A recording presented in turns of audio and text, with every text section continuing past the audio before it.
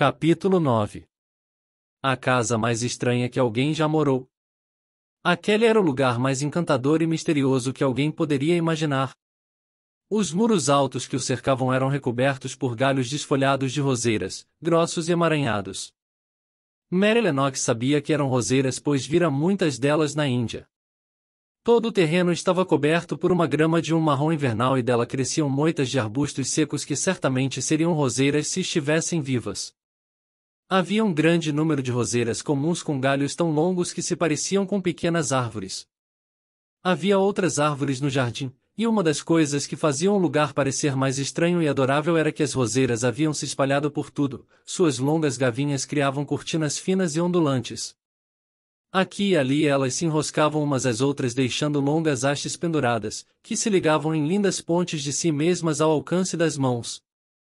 Não havia folhas nem rosas nelas agora e Mary não sabia se estavam vivas ou mortas, mas seus galhos e raminhos finos, cinzas ou marrons, formavam uma espécie de manto indistinto que se espalhava por tudo, paredes e árvores, e até mesmo sobre a grama acastanhada, onde haviam despencado de suas escoras e se espalhado pelo chão.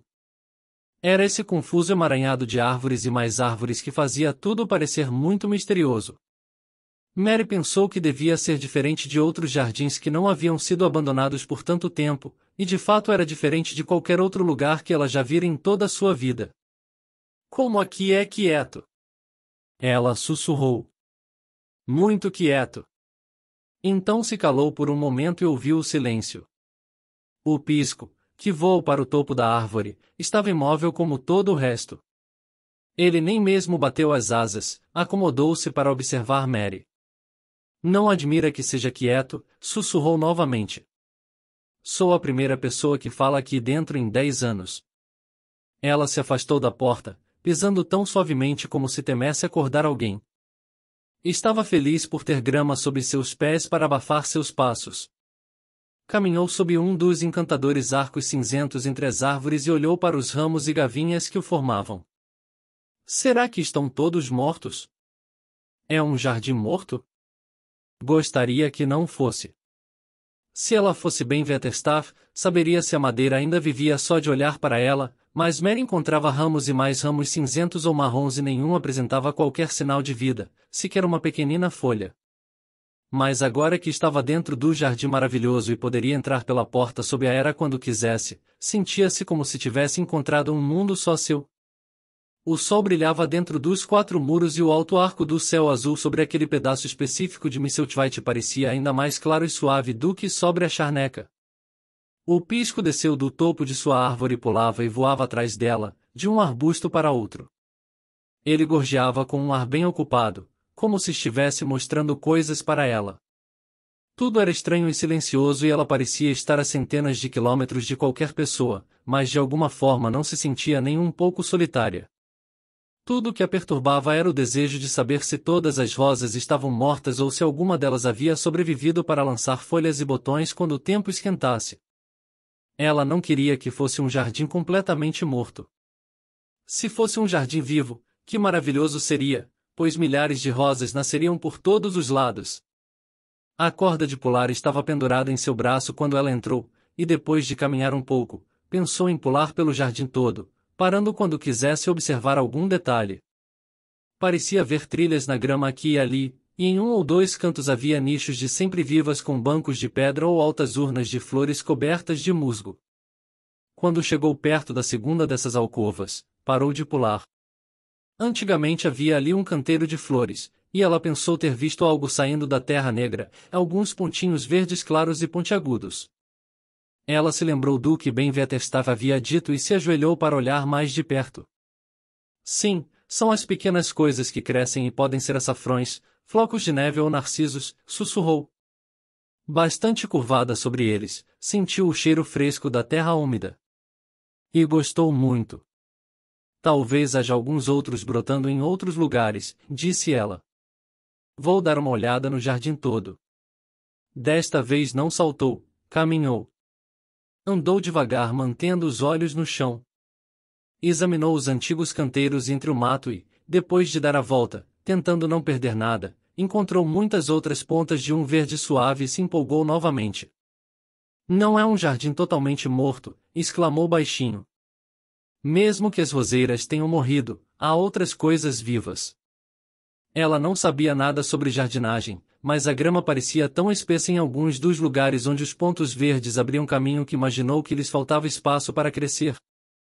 Procurou até encontrar um pedaço de madeira bastante pontudo, ajoelhou-se e cavou, arrancando ervas daninhas até abrir pequenas clareiras ao redor deles. Agora parece que podem respirar, disse ela, depois de terminar com os primeiros. Vou fazer muitos mais. Farei tudo o que puder. Se não der tempo hoje, posso voltar amanhã. Foi de um canto a outro, cavou e capinou, e se divertiu tanto que foi de canteiro em canteiro e até o gramado sob as árvores, sem perceber. O exercício a deixou com tanto calor que primeiro tirou o casaco e depois o chapéu e, sem saber, sorria para a grama e para os brotos verdes claros o tempo todo. O pisco continuava extremamente ocupado. Ele ficou muito satisfeito ao ver a jardinagem iniciada em sua propriedade. Costumava sempre observar bem Wetterstaff, pois onde a jardinagem é feita, todos os tipos de coisas deliciosas são revolvidas com o solo. Agora, ali estava aquela nova criatura que não tinha nem a metade do tamanho de Ben, mas que tinha o bom senso de entrar em seu jardim e colocar as mãos à obra. Dona Mary trabalhou no jardim até a hora de ir almoçar. Na verdade, ela demorou a se lembrar e, ao vestir o casaco e o chapéu, e pegar a corda, não pôde acreditar que trabalhará por 2 ou 3 horas. Havia estado realmente feliz durante todo o tempo, e dezenas de pequenos pontos verdes agora podiam ser vistos em lugares arejados, parecendo 2 vezes mais alegres do que antes, quando a grama e o mato os sufocavam. Voltarei esta tarde, disse ela, olhando para seu novo reino e falando com as árvores e as roseiras como se a ouvissem. Então ela correu suavemente pela grama, empurrou a velha porta lentamente e deslizou por baixo da era. Com as bochechas muito coradas e olhos brilhantes, devorou seu almoço a ponto de Marta ficar encantada. 2 pedaços de carne e 2 potes de arroz doce. Ela exclamou. Eita! A mãe vai ficar feliz quando eu contar o que a corda de pular fez com você. No curso de sua escavação com a vara pontiaguda, Dona Mary desenterrara uma espécie de raiz branca, parecida com uma cebola. Colocou-a de volta no lugar e afagou cuidadosamente a terra sobre ela. Agora, perguntava se Marta saberia dizer o que era. Marta, perguntou ela, o que são umas raízes brancas que se parecem com cebolas? São os bulbo, respondeu Marta. Muitas flores da primavera crescem deles. Os pequeninos são de floco de neve e açafrão e os grandes são narciso, junquilho e nambué. Os maiores de todos são os lírio e as bandeira roxa. Eita! Eles são lindos. Deacon tem um monte deles plantado no nosso quintal. Deacon sabe muito sobre eles? Perguntou Mary com uma nova ideia tomando conta dela. Nosso Deacon pode fazer uma flor nascer num tijolo. A mãe fala que ele faz elas brotar do chão com a voz. Os bulbos vivem por muito tempo? Eles viveriam anos e anos se ninguém cuidasse deles? Perguntou Mary ansiosa. Eles mesmo que se cuida, explicou Marta. É por isso que os pobres podem se dar ao luxo de ter eles também.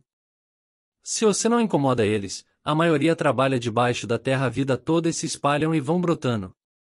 Tem um lugar no bosque aqui perto com um monte de floco de neve. É a paisagem mais bonita de Yorkshire quando a primavera chega. Ninguém sabe quando foram plantados lá. Queria que a primavera já tivesse chegado, disse Mary. Quero ver todas as coisas que crescem na Inglaterra. Ela havia terminado seu almoço e se sentou em seu lugar favorito no tapete da lareira. Eu gostaria de ter uma pá de mão, disse ela. Para que você quer uma pá? Perguntou Marta, rindo. Vai começar a cavar? Posso contar isso para a mãe também? Mary olhou para o fogo e ponderou um pouco. Ela precisava ter cautela se pretendia manter seu reino em segredo. Embora não estivesse fazendo nada de errado, se o Sr. Craven descobrisse sobre a porta, ficaria terrivelmente bravo e pegaria uma nova chave e a trancaria para sempre. Ela realmente não podia deixar que isso acontecesse. Este lugar é tão grande e solitário, disse ela lentamente, como se ruminasse o assunto. A casa é solitária, o bosque é solitário e os jardins são solitários. Muitos lugares estão fechados. Nunca fiz muitas coisas na Índia, mas havia mais pessoas para eu observar, nativos e soldados marchando e às vezes bandas tocando. E minha ia me contava histórias. Não há ninguém com quem conversar aqui, exceto você e Ben Veatestar. E você tem que fazer seu trabalho e Ben Veatestar não fala muito comigo.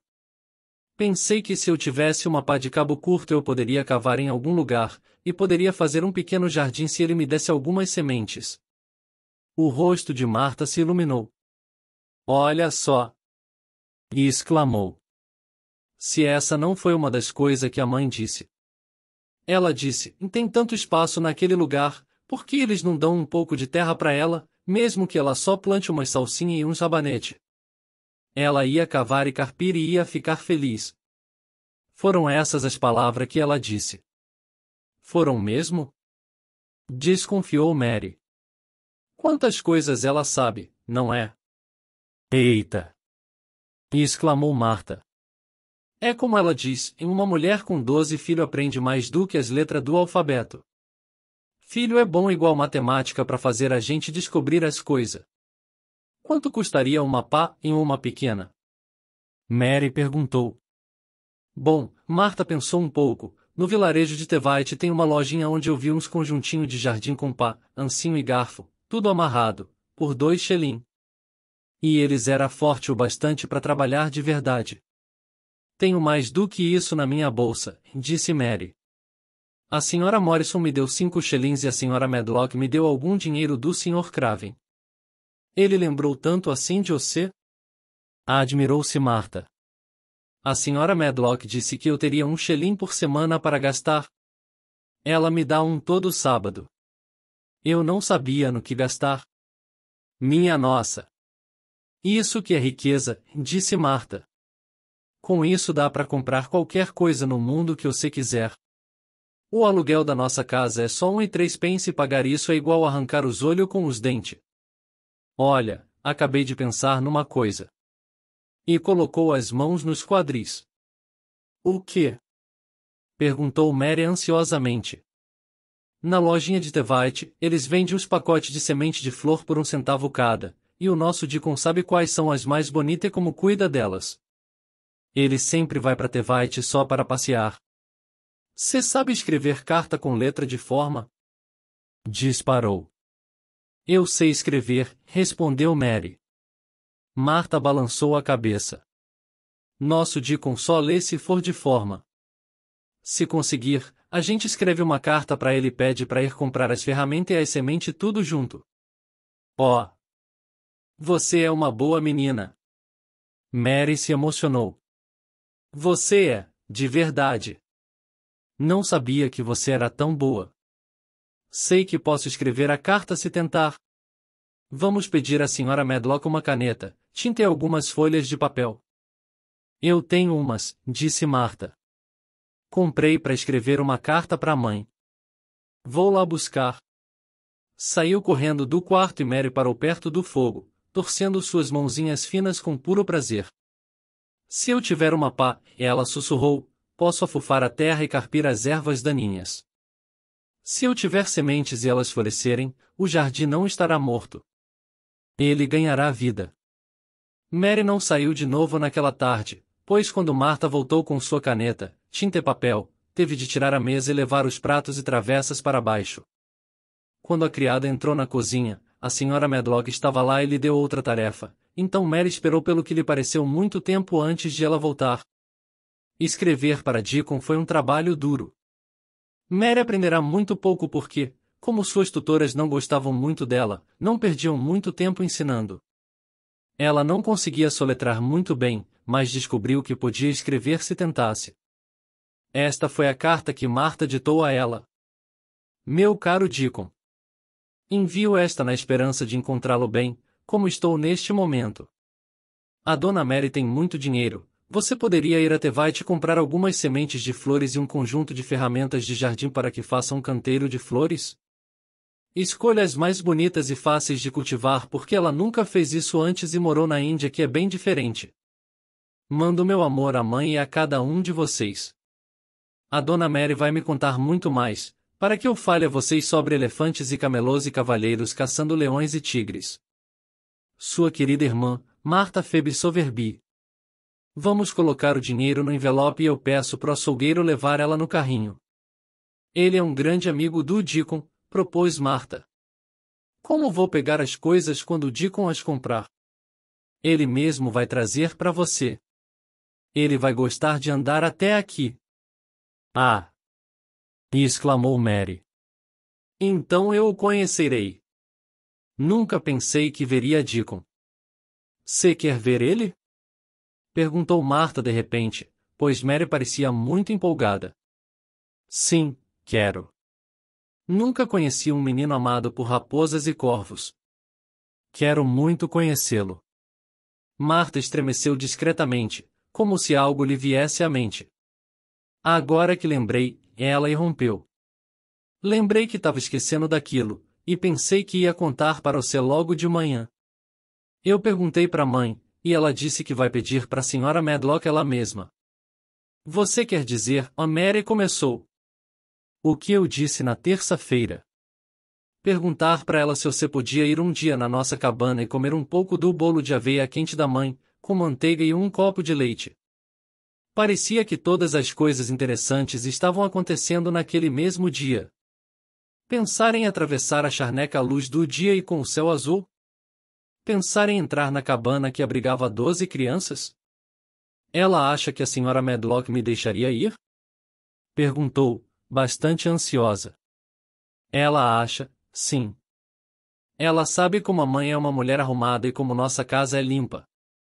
Se eu fosse, conheceria sua mãe, assim como Deacon, disse Mary, pensando a respeito e gostando muito da ideia.